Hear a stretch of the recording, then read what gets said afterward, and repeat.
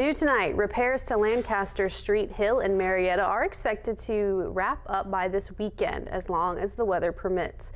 Crews have laid 155 feet of sanitary sewer line and will continue to backfill the rest of the week. On Friday, a contractor is scheduled to come in and pave the road, according to Public Utilities Director Ryan Boley. He says as long as the weather permits, the road will be paved Friday and the road will be reopened to public traffic on Saturday morning. Since the repairs have started, the weather has caused many complications.